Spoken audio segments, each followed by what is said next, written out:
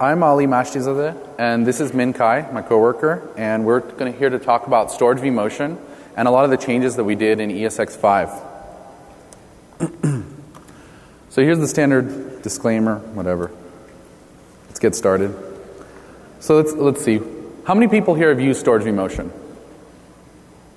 That's good. Okay, it's increasing each time I ask this question. So what we're going to talk, I'll briefly go over for those of you who haven't. What storage vMotion is this is a lot like vMotion, but it's for your storage. We allow you to move your storage between two storage elements. It could be a local disk and an array, or two arrays. And we move that without taking the VM down for any downtime. The VM's going to stay on the same host, though. And what we did was we introduced this early on. This started, really the precursor to this started in ESX3.0. And in 4.0, we did a lot of improvements supporting storage type independence, thick-thin disks, and RDM to VM decay conversion, which I think a lot of people don't realize that exists if you do have RDMs around. And what we've released in this year is we've actually re-architected the system again, and we've also added support for snapshots. So, sure, a lot of you use snapshots too, and we've heard a lot of complaints that doesn't work with storage vMotion and other features. So let's see. Let's get into what the goals are for storage vMotion. We don't want to have any downtime at all. We want your VMs to continue working, and we don't want them to notice that there's actually any migration happening in progress. This is really hard to do. If you guys use vMotion and storage vMotion, you'll see that, of course, there's some performance penalty to your VM, and there's going to be some small things that you can notice, but we try our best to do that. We also want to guarantee the success of your migration. We want your migration to complete no matter what. There's obviously some cases of storage failures and so forth that we can't do anything about, and in those cases we do have to fail the migration. Or if we see the performance penalty is too much and there's something causing harm to the VM, we're going to have to kill the migration to make sure that we don't harm the VM in any way. So let's take a look at the use cases and then sort of the history behind storage vMotion. So in this release, some of the big use cases that we're expecting is storage DRS. A lot of people have been asking for this. You've used DRS for vMotion, and you want the same thing for your storage. And then I think there's another talk during this conference about storage DRS and how that works and some of the features. And what we've added is storage maintenance mode, so you can actually put an array out for maintenance, and storage load balancing, both for space and performance. Another big use case, which most of you have been using already for, is retiring or migration between arrays. Then another one is storage tiering. And this is partially being serviced by the storage DRS, but I'm putting it here separately because some people have been doing this manually by hand. I remember back in the ESX3.5 days that I spoke with customers who were doing this in their data centers already at that point. You know, those were some of the early ones who were adopting it immediately and looking ahead and saying, storage DRS is what we need. And then next is we want to eliminate performance bottlenecks. This kind of ties into the storage DRS and storage tiering, is that when you look at your storage array and you see that you've overcommitted or you have too much workloads moving on it, you want to move things around and reconfigure LUNs. You might want to change the RAID stripe pattern on your LUN, so forth. Finally, upgrading VMFS. So with vSphere 5, we've actually done an online file system upgrade, so this isn't an issue now. But in the past, this was an issue, and this was actually the driving reason for storage vMotion. So what happened was in ESX 2.0, we released live migration. This was the first commercial product of live migration, and we allowed you to move VMs between shared volumes. You know, the VM had to exist on a shared volume. You could move it between your two hosts. The migration happened fairly seamlessly, and it was a good success. But what happened is in ESX 3.0, we introduced a new file system format. And in order to support upgrading the file system and moving to this new architecture that had a lot of improvements in ESX 3.0, we wanted customers to be able to do this online. So we supported what was called Upgrade vMotion. This is sort of actually a precursor to a product that we want to actually do in the future that's not yet released, which is we did simultaneous vMotion and storage vMotion. There were some limitations in this implementation, but that was essentially the product there. In 3.5, we realized that so many customers wanted this, so we released the first version of storage vMotion that was polished just for live migrations, live storage migrations. There was no vMotion involved. You couldn't migrate the VM between two hosts. You had to leave it on the same host, and that host had to have access to your source and destination data stores. There were a lot of performance issues with this early implementation. It was based off of the original 3.0 implementation. So in 4.0, we actually did some re-architecting and a lot of improvements. And in 4.1, we did some additional improvements of performance. And we learned a lot through that process. And what we've done with the latest release is we've re-architected everything again, thinking about this totally differently. Previously, what happened was that the engineers thought about storage vMotion the way you think about vMotion.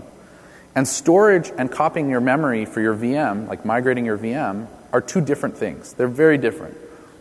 They have different characteristics and different behavior and different performance penalties for what you do to them. So being able to trace every memory access for a vMotion is impossible. That's a huge performance penalty, and it would cause like 100x slowdown. But doing that for storage is quite natural. So in ESX50, what we did was we actually mirror the I.O. from your source to destination disk, and we do a single pass copy of your disk rather than an incremental copy, which we did in the past. This gains us a lot of performance because we don't have these iterative copies that happen in the subsequent to the initial copy, and the migration goes about 2x faster in a lot of cases. Another thing that we've added in is we've improved the error reporting. This is also true of live migration. So here's an example of basically a LUN being disconnected. And what you see here is the two lines at the bottom are telling you how much data was transferred, how many blocks were transferred on this particular disk. You can actually see the file name of your disk. And then finally, you see the storage vMotion error message, which is that we failed to copy one of your disks, and we've terminated the migration. So now you can actually try to understand better what's happening once you go to the task detail view whenever you have problems in your storage migrations. As a sample, this is one performance data point that I wanted to show you guys. This is an OLTP workload. It's basically an SQL-like workload doing 100% random I.O., 8 kilobyte I.O.s. And we'll go into some more detail later. And we're just looking at migration time here. But I'll go through some more performance charts later, showing you a little bit better how things work and how they scale. So let's see. Storage vMotion, what are we trying to do? We need to copy your VM from one home directory to another. There is a bunch of files in there. There's your config files, your logs. You have some miscellaneous files in there. You have your swap files and your virtual disks. The bulk of your data is your virtual disks, your snapshots, and your swap file. The other files, they don't change that much. We can actually copy them before the migration starts, and then don't worry about those files. But your virtual disk is changing all the time. So we treat the virtual disk separately, and also the swap, actually. The swap behaves very much like the way we copy the virtual disk. I'm not going to go into detail today, but it's essentially the same process. And what we've done is we focus on the storage migration part, which is just copying your virtual disk. So here you have your virtual disk on the source volume. And we begin... there we go. Okay. So we create the destination folder on your destination, and we create an empty disk. That's the disk here in gray. And what we'll do is we'll start mirroring. So that means that every I.O. that your application writes to the disk will actually get written to both the source and destination disk. And during that time, we'll start copying the bulk of the disk. So I just copied a little bit of the disk, and I.O.s get mirrored. And we'll copy another chunk of the disk, and I.O.s will continue to get mirrored. And finally, we'll copy the last bit of the disk while I.O.s are still being mirrored. And finally, the disk at this point now is in sync. And you have two disks that are in identical state. Once this happens, at any point in the future, we can just kill the source disk, delete it, and detach it, and allow the VM to start running on the destination. So this is how the process works in ESX50. Those of you who had seen the presentation for previous releases, there was an iterative approach in the past. We would actually copy the data, see what changed, and copy it again. That's the basis of all the other storage migration techniques. It's also the basis of vMotion. But for storage, we can do this in simple implementation.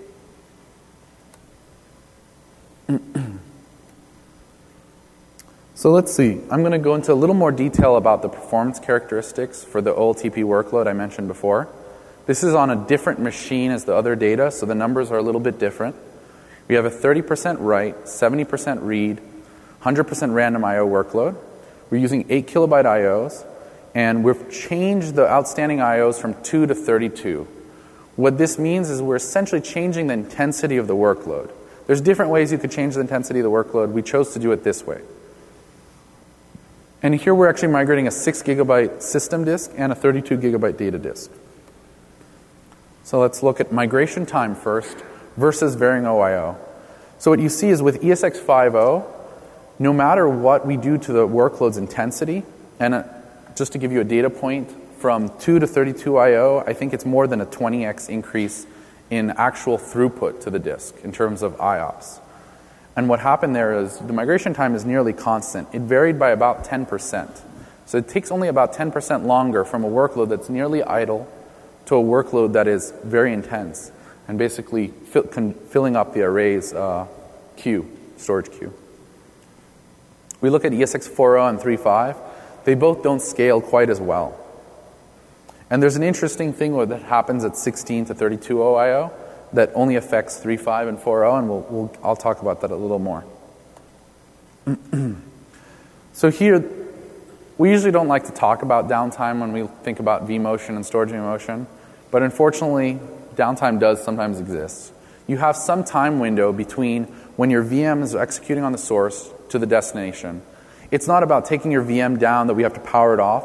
It's essentially the VM is suspended for fractions of a second and resumed on the destination. In ESX35, the downtime was much higher.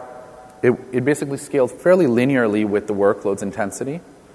But with 4.0, with our CBT technique, we were able to keep the downtime bounded. We essentially said that we want to keep the downtime within 1 or 2 seconds, which means that almost no workloads out there should be affected by this. You might see a few packet losses or a pings being gone, but it doesn't really affect your workloads and it doesn't affect your connections.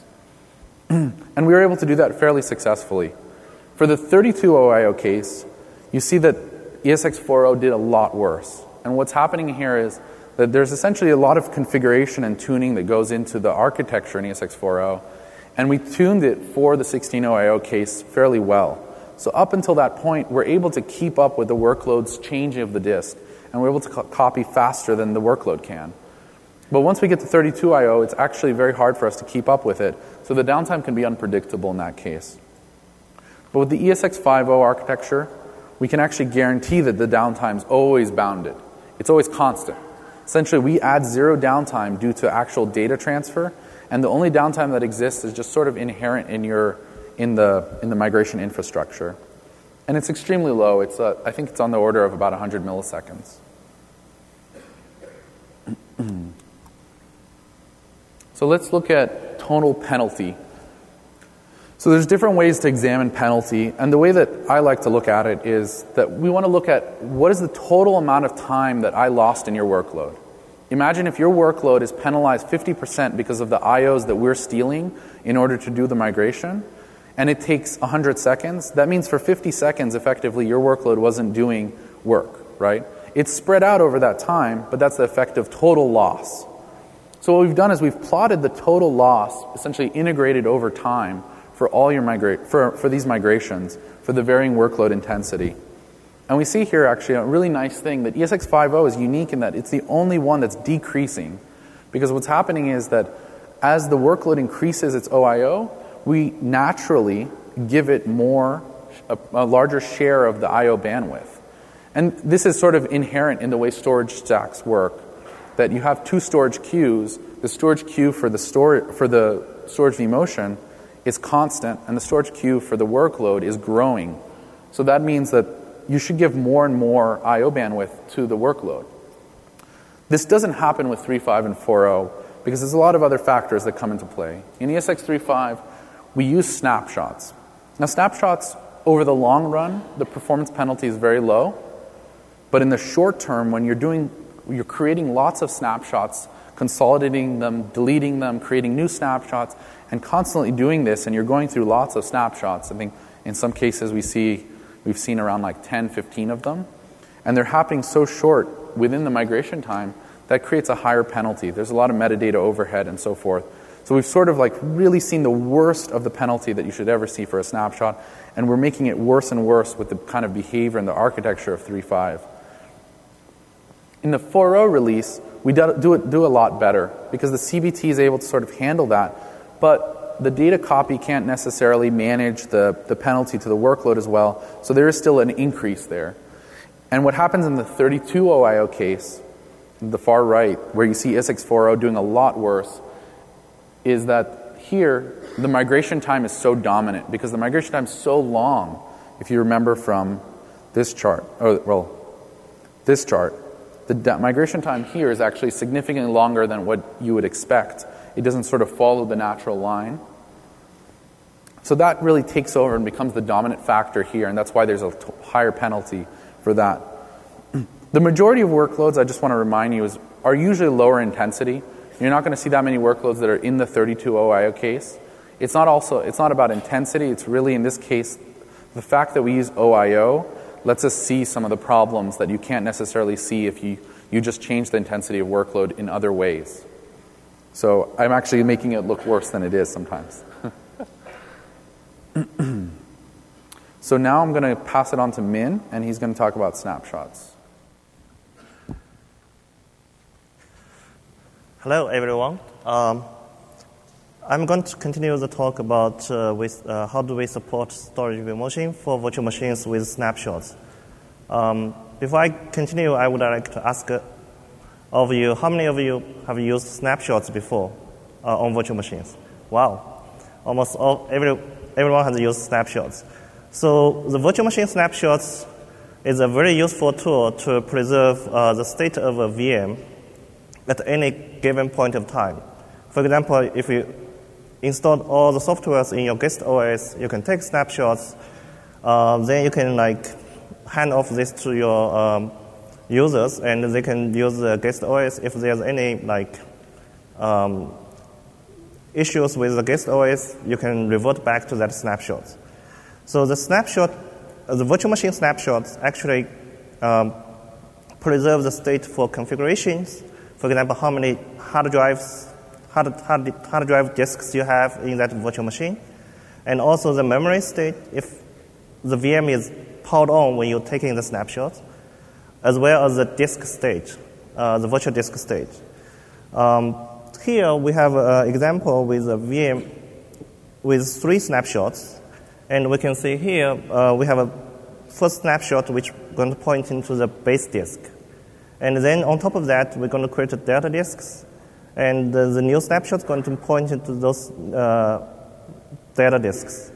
And also notice that the snapshot tree is not linear. So you can essentially have a branch of trees, a set of branches when you revert to a previous snapshot. Then you can create another branch on top of that.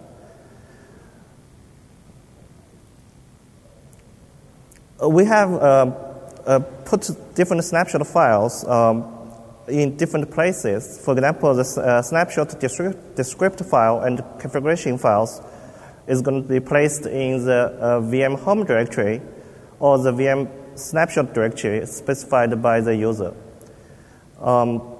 Before vSphere 5.0, we also placed the data disks in the snapshot directory. But since vSphere 5.0, we're going to place the data disk along with the parent disks. The reason for that is if we place the data disk in the snapshot directory, then that could be different than your parent disk, and the data stores will have different performance and availability characteristics. Also, if we want to migrate that disk to a different location, and if you take another new snapshot, your data disk will be placed to the old snapshot directory. So for that reason, we're going to place the data disk along with the parent disk. So the whole disk chain will be placed in the same data store. We also support different migration options for a VM with snapshots. The basic migration scenario is you can change the data store for the whole virtual machine. For example, here we have a virtual machine with 2 virtual disks and with 2 snapshots. So we can see for each disk, we have 1 base disk and 2 data disks. And you can migrate the whole virtual machine to a different volume. By doing that, we're going to migrate all the base disk, snapshot disk, VM configuration files, snapshot memory state, everything to the new data store. And the snapshot directory will be set to the default new home directory. And we're going to give you a warning to confirm if you really want to do that. The second option is that we just only want to move the virtual machine's home directory to a new data store, but keep all the virtual machine disks in the same location. So we can also support this scenario. You basically can say, just choose the VM home directory and move that to a different volume, but keep all the disks in the same location. So this could be used to support the scenario that you have different storage tiering, and you want to put the memory state of the snapshot in a different data store, and put your disks in a high-performance data store. The third option is that you can choose one of the two disks and migrate that to a different data store, and keep the VM home directory and the other disks in the same location. So, for example, we can just migrate the second disk to a volume B, but keep the VM home directory and the first disk in the original place. Also, be noticed that when we specify the disks, we always apply to the whole virtual disk device, including all the base disks and the data disks. In vSphere 5.0, we also support storage vMotion for linked clones or linked virtual machines. Linked virtual machine is a pretty nice concept which basically refers to a group of virtual machines that are going to share one or more disk chains. So this is actually a very powerful tool to reduce the storage usage by sharing duplicate data in the disk level. And also, it can enable the instant deployment of your virtual machines without copying the whole disk. It also has better performance for duplicate and read-intensive data. So internally, there are several important VMware products have been built on top of linked virtual machines, like the VMware Virtual Desktop infrastructure, like the VDI infrastructure, as well as the VMware vCloud Director, and also the new product we just announced yesterday, the vFabric Data Director. So here we have an example. Basically, we have 3 virtual machines, and all of them going to share the same base disk, but they have their own data disk to write their own private data.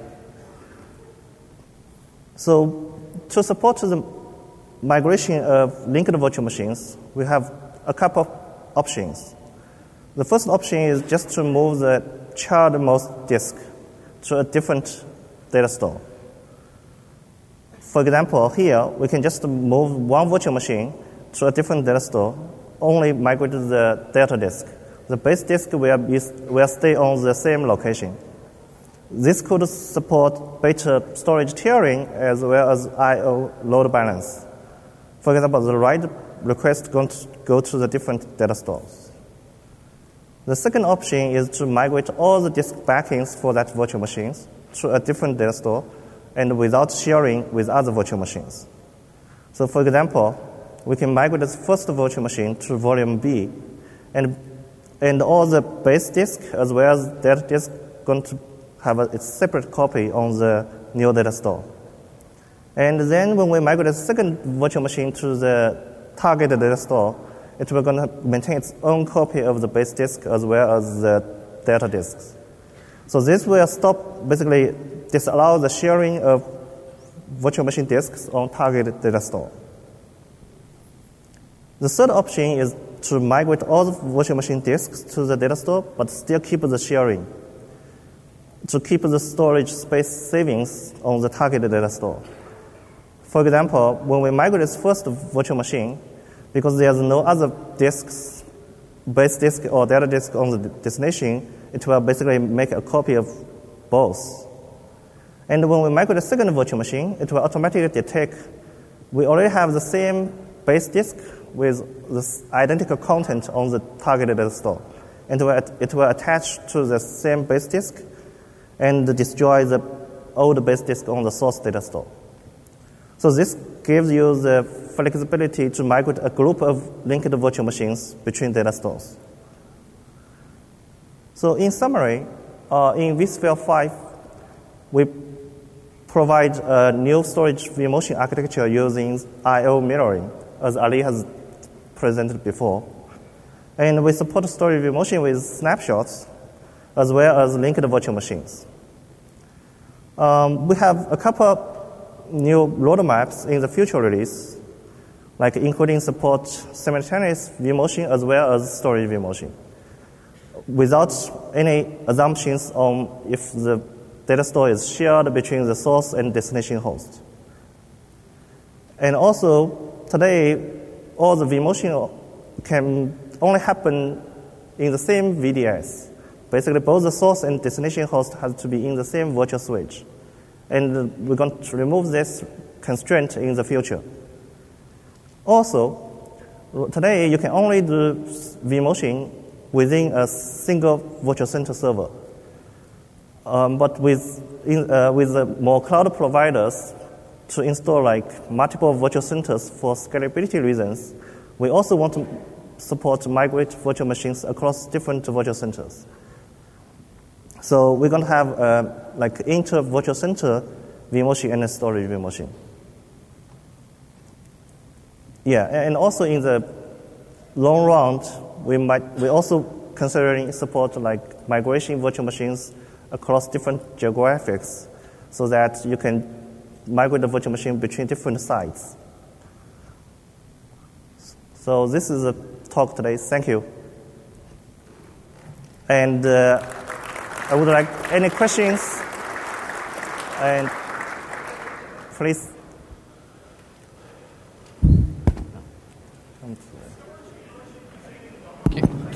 Can you guys please use the mic? To the speaker? It's really hard to hear.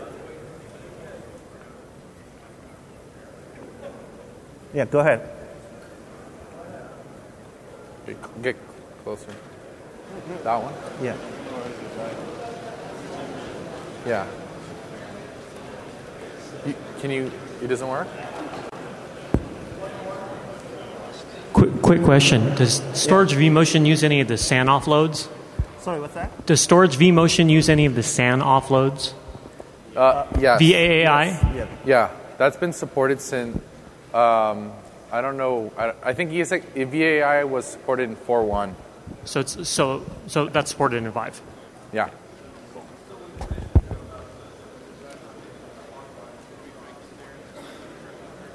Oh. So you're asking about the limitations in VMFS block size with the VAI?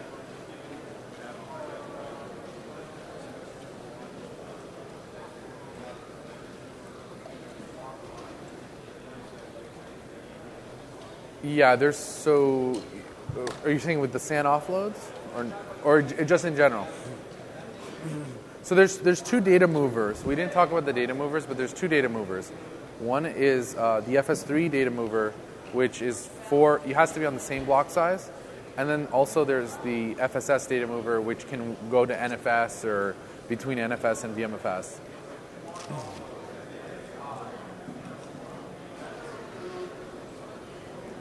The offload can only be used with the FS3 data mover. One of the nice things with VMFS 5 is that basically everybody's on the same block size, so it does work. Once you upgrade to VMFS 5, everything should work. You should always get the offload. Can you guys hear me better? We can hear you now. It's the same data mover. We haven't changed the name of the data mover. So, is CBT required for any of this? Sorry? Is CBT required for any of this? Is there a dependency on that? No, we've actually eliminated the need for CBT. We can barely hear you. So you're asking if CBT is required? Yeah, or if it plays any part in this now. So we've eliminated the need for CBT with this architecture. Okay.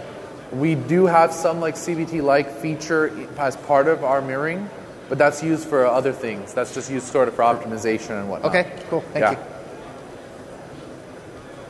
Go ahead. Storage vMotion I/O mirroring. Can you go from a smaller disk to a bigger disk? You mean the VMDK, changing the VMDK size? Well, if you're doing the I/O mirroring with storage vMotion, can you use that to migrate from a smaller disk to a smaller one to a bigger one? Yeah, of course. Yeah. You can use it in between any LUNs as long as there's enough space on the destination LUN. Could you migrate? Whoa. Could you migrate two smaller LUNs to one larger LUN? You can do that. You cannot resize VMDKs if that's what you're asking. No, but the LUNs. No, you can always move between LUNs as long as you have the space to fit that VM on the destination side. So you could combine two small LUNs. Okay. Huh? Yeah. Does storage DRS use storage vMotion? Sorry? Storage DRS that uses storage vMotion, is that correct? Yes. Can you explain why storage DRS does not support linked clones and storage vMotion does? Can you speak louder? Doesn't support what? Linked clones? So there's a lot of complexity. DRS has to understand fully the performance characteristics of like all the disks and the entire chain of snapshots. So it's not really clear how do you bill the performance to all the VMs, and we're still kind of working on figuring out what customers think about that and what's the logical thing to do. So there's a lot of issues that are sort of surrounding that issue, and it was prototype. It's just because it's not polished enough. It's not really ready to go out. Okay, but I would imagine if you ask them for that, it's going to come out soon. Yeah. Okay. Next. You talked about VMFS up there, but are all the features you talked about available for NFS as well? Sorry? NFS? NFS, they all work with NFS, iSCSI, Fiber Channel. We're storage type independent. Like, we're agnostic to it. I'm glad you finally got there. Yeah, thanks. Okay. About the I/O mirroring, so is it active or active passive? Does it consume the same amount of storage? It's not like replication. Right. It's a synchronous I/O mirroring technique. So we wait for the I/O to complete on both the source and destination before telling the VM that the I/O is completed. So does it consume the same amount of storage on the primary? Does it use the same amount of storage? Yeah. Or does it use the same amount of storage? Let's say I have the same throughput or the same space? Same space. The space could change because if you migrate to a thin disk, we can actually detect some of the blocks that are not being used and eliminate those blocks on the destination. So we can actually shrink the disk if you convert it to a thin disk from a thick. So it doesn't have to use the same amount of space, but all the writes will be written to both. So if you write a block that hasn't been allocated, it will allocate the block on both disks. All right. Great. Is there something in the future that might enable that I/O mirroring permanently? Say you want 2-3 copies on different arrays, and it's more cost effective to do it at the VM instead of the array. So we've actually heard a lot of customers who've asked this, and we've been doing some research into this and considering how we're going to do that and what's all the use cases that they've wanted. So if you can afterwards, it would be nice to talk with you. Yeah, I'll be here.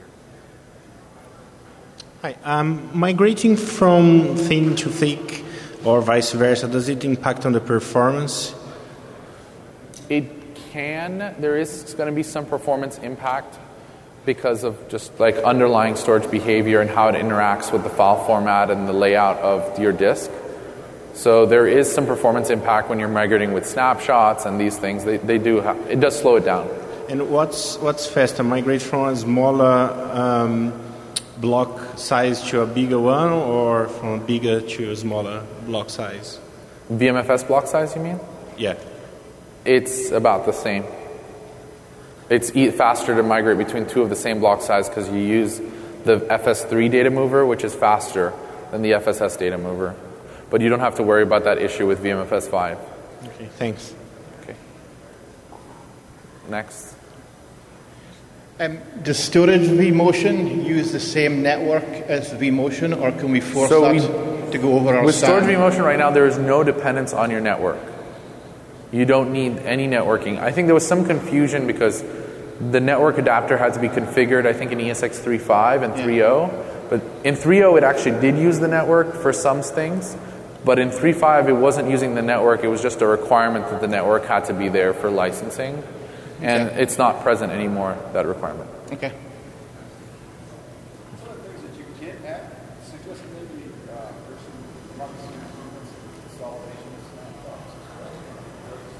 Yeah, that's something like we're going to do that in the next release. Yeah.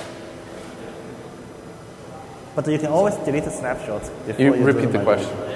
Oh, the you should repeat the question.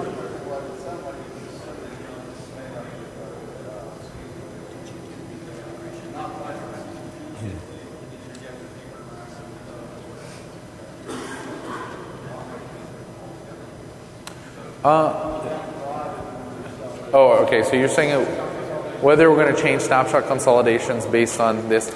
So we've actually considered that. There is some work looking into this. Snapshot consolidates, like, it's not at the same layer as what's happening with Storage vMotion.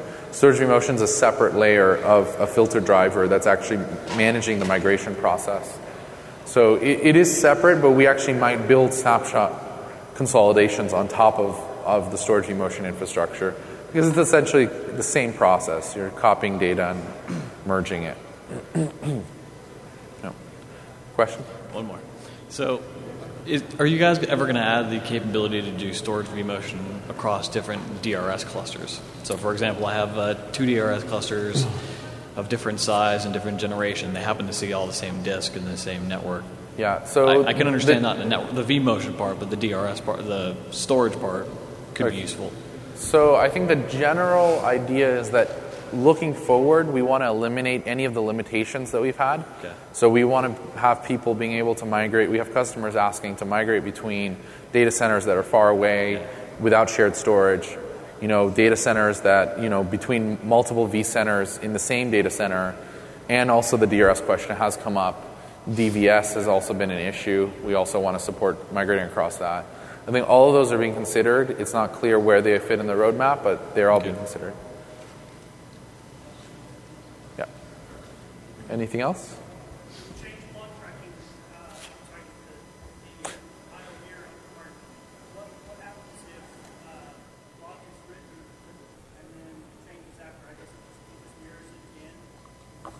Every time your VM, so the question is what happens to a block when it gets written? Every time your VM issues a write I/O, the write I/O passes through the Storage vMotion I/O mirroring filter driver, and that replicates the I/O, sends it to both, and then that acknowledges back to the source, to the guest. It gets replicated constantly. All the I/Os get mirrored.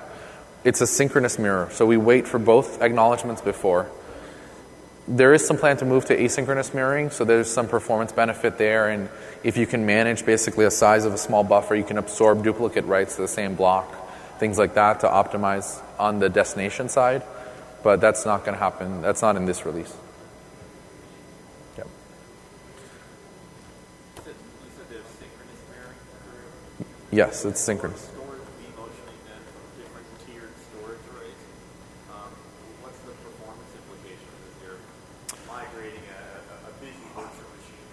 Let me see. Yeah, let me see if I have the data here. I don't have it in this slide deck, but I did a presentation at Usenix, and you can go look it up there. There's actually a data sample there. And what happens is you get a natural, gradual throttling of the VM. It looks like a little 1 over x. If you plot like 1 over x, it looks almost like that. We migrated from an array that was 10 times faster to one that was running slower. And the migration completed just fine. There was no issue. We slowed down the VM to the destination speed. Yeah.